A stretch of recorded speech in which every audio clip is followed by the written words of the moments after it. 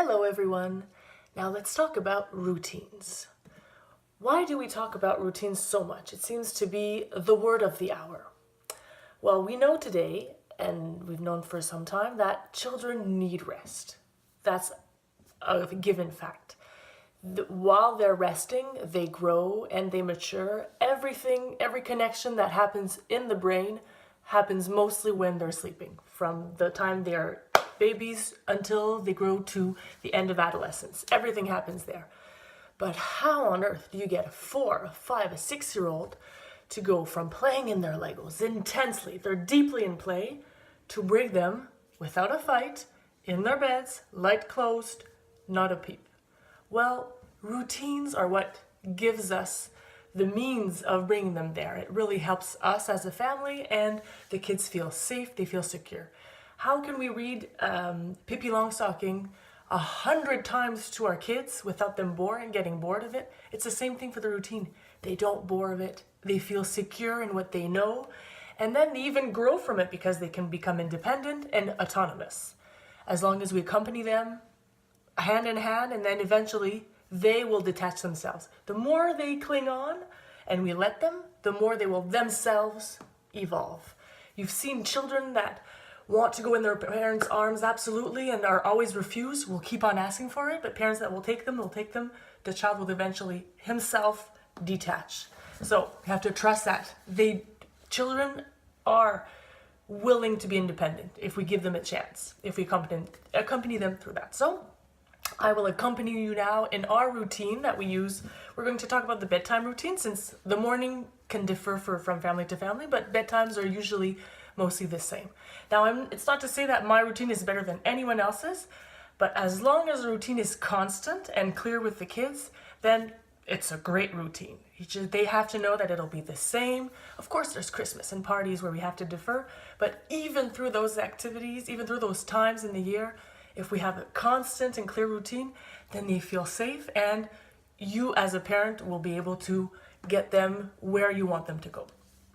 So what we use is, every time that we want to start the routine, my boyfriend and I, we always give them a 5-minute warning, just so that they know what's to be expected, so that they don't have to finish right now, but they know it will eventually stop.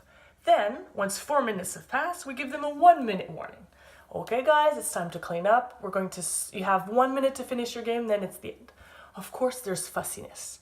My daughter is just a fussy person. She'll certainly be a fussy person as an adult as well. I love her very much, but even though they fuss, she'll probably do her full routine. Sometimes she's just not in the mood. She'll do her full routine and she'll fuss all through it, but she's actually doing it. So she's not asking, she doesn't want to get me mad or whatever.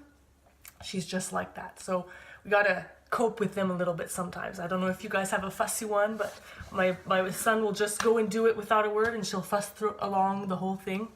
That's the way she is. What can we do? So it's just coming from them. She's not doing it on purpose. Well, as they go up, it depends, and I've always used at the beginning, especially when they were a bit younger, a routine chart that I'm going to show you right now. And it's very clear, and the kids really, really enjoyed it. So as you can see, this is the routine chart. Now they know that when they come up, they have to put their toys away. And when that's done, they get to bring it down. Then, not every day, but most of the time, they take a bath. When that's done, they bring it down. They love that. They usually switch. One kid does one and then the other does the other. They do it together. They really love that. Then they have to put their PJ. Oh, our PJs are put. We go down, brush our teeth. That's done. We go down. Then they have to go to the bathroom before bedtime. They bring that down as well. And this is the time that they really, really enjoy, because all together as a family, and as we say, this is our routine, it works for us, but it could be different for someone else. Parents can divide, go in one room or in the other. And we go in our family bed and we read an English and a French story, or it can be whichever story that you like. We read 1 or 2 stories depending on the time. And then once that's done, they get to bring it down. Then they each go in their individual bed and we tuck them in and we sing a couple of songs. And that's our routine. As I'm saying, no routine is better than the other, but through this, The kids felt safe. It was always the same, more or less, and they knew it. Now we don't use this anymore because they've acquired the routine. They know it by heart, and we can add things and remove them as we go. So that was our routine. Now we wanted to show you this just so that we could strive a conversation. What routines do you have? What works for you? And what are your challenges? Because it's not always easy. We can't always have them automatically in bed. There are challenges sometimes. So I'd like to know.